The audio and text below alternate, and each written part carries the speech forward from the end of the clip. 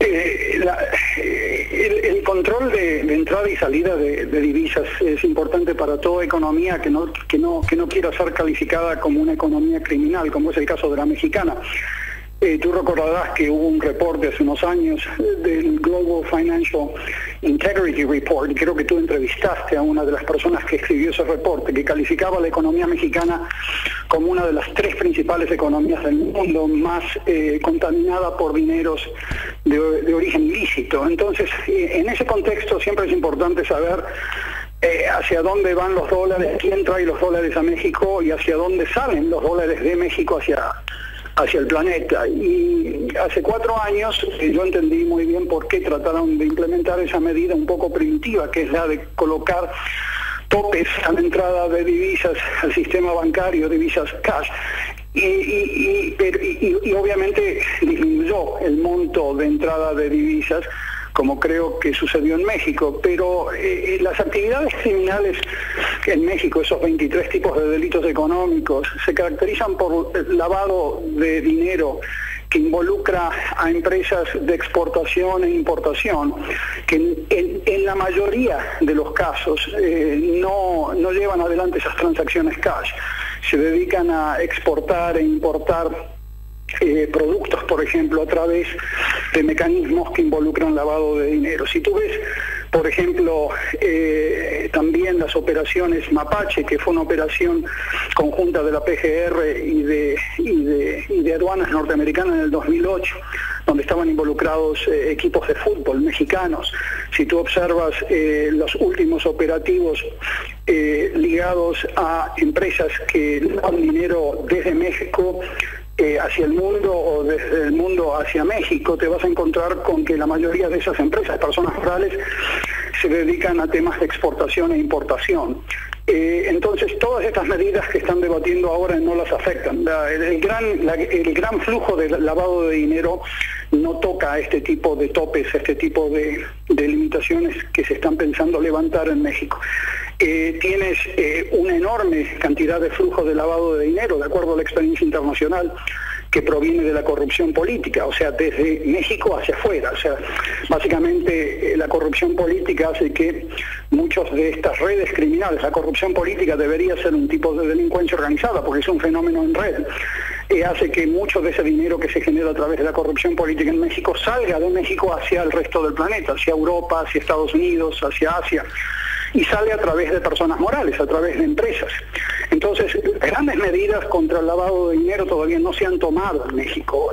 No vemos todavía que se apliquen sanciones penales a las empresas.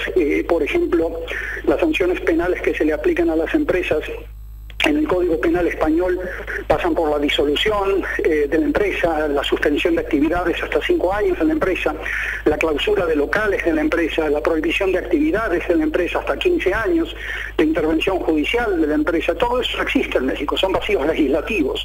Entonces, en la medida que simplemente tengas estas medidas maquillaje, que son topes para pequeñas transacciones cash, y no estés tocando el tsunami de divisas que sale de la corrupción política o que entra a México de drogas o de cualquier otro tipo de delito, no vamos a poder disminuir los incentivos que tienen los grupos criminales de actuar como actúan en México y en la región. Las auditorías tributarias a las empresas en sectores de alto riesgo en México brillan por su ausencia. Entonces tú no tienes auditorías tributarias frecuentes en sectores de alto riesgo, en sectores típicos en donde los grupos criminales extranjeros y mexicanos lavan su dinero.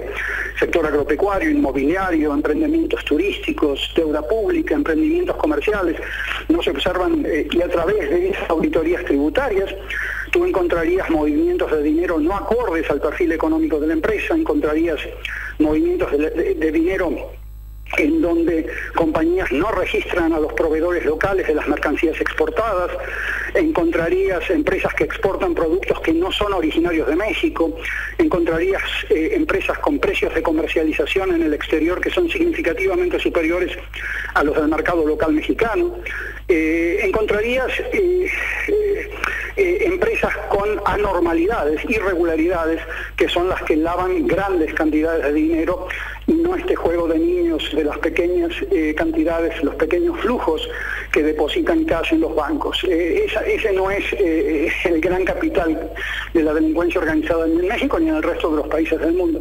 Justamente estoy escribiendo un libro sobre ese tema, sobre lavado de dinero y sobre los patrones más importantes de lavado.